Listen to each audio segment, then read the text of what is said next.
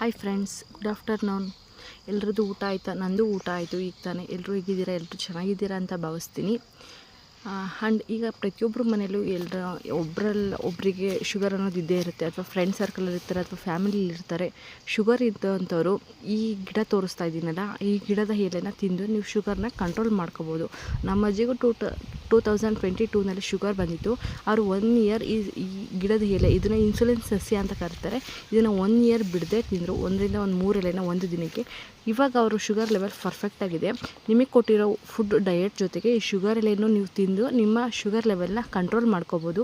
And ಇದೇ ಥರ ನನ್ನ ಚಾನಲ್ನಲ್ಲಿ ನಿಮಗೆ ಹೆಲ್ತ್ ಟಿಪ್ಸ್ ಬರ್ತಾ ಇರುತ್ತೆ. ನನ್ನ ಚಾನಲ್ನ ಸಬ್ಸ್ಕ್ರೈಬ್ ಮಾಡ್ಕೊಳ್ಳಿ. ಆ್ಯಂಡ್ ನನ್ನ ವೀಡಿಯೋ ಇಷ್ಟ ಆಗಿದ್ರೆ ಖಂಡಿತ ಒಂದು ಲೈಕ್ ಮಾಡಿ, ಆ್ಯಂಡ್ ಶೇರ್ ಮಾಡಿ, ಆ್ಯಂಡ್ ಕಮೆಂಟ್ ಮಾಡಿ ಅಂತ ಕೇಳ್ಕೊಳ್ತೀನಿ. ಆ್ಯಂಡ್ ಈ ಶುಗರ್ ಎಲೆನ ಹೆಸರು ಬಂದ್ಬಿಟ್ಟು ಇನ್ಸುಲಿನ್ ಸಸ್ಯ ಅಂತ ಕರೀತಾರೆ.